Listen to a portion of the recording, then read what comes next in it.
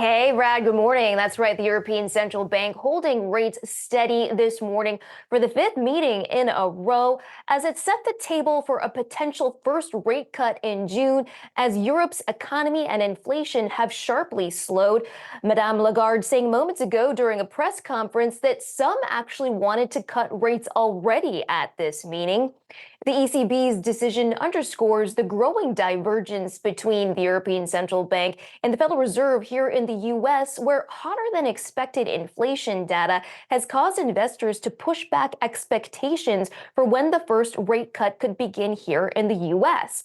The European economy is going on a year and a half of stagnating growth with a weakening job market and slowing inflation. Meanwhile, here in the U.S. economy continues to surprise to the upside with a strong job market and hotter than expected inflation.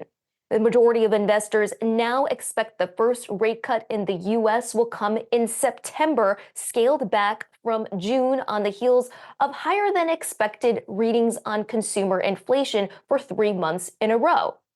Before Wednesday's inflation surprise, investors had seen the ECB and the Fed, as well as peers in the UK and Canada, moving in tandem.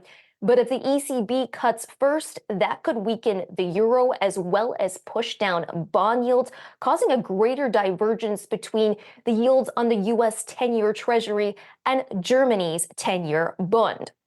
Meanwhile, separately here in the U.S., New York Fed President John Williams giving a speech just moments ago, offering some reassurances on the back of the hotter than expected CPI number on Wednesday, saying that he expects inflation to gradually slow and that there will be bumps along the way, akin to what we have already seen recently.